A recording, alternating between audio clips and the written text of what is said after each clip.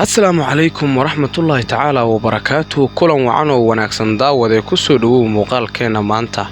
Sida aad ciwaanka kora ka soo aragtaba, waxaan doonayaa inaan fiidiyogan kugula wadaago oo aan kugu tuso farsamo aad kugu muhiim ah sida aan rajaynayo haddii aad tahay qof haysta oo isticmaala kombiyuutar. Waxaa laga yaabaa in kombiyuutarkaaga uu kugu jiro Windows 8, balse maanta waxaan ku tusayaa adigoo aan lacag bixin, adigoo aan lacag ka soo dhiibin inaad kombiyuutarkaaga inta internetka ku xirato aad ku shuban karto Windowska ugu dambeeya oo la yiraahdo Windows 10.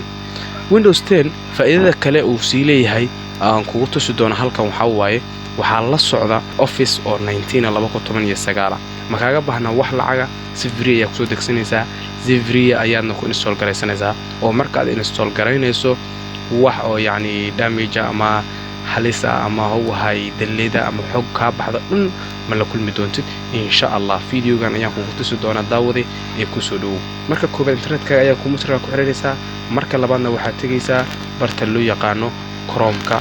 xagga waxaa ku qori doontaa get into busy website-kan oo website-kan ugu jecelahay aniga video aan software walba aan u baahdo aan kala soo dago. marka daawade adina waxaan rajaynayaa in aad ka faa'iideysanayso oo aad jeclaanayso insha Allah.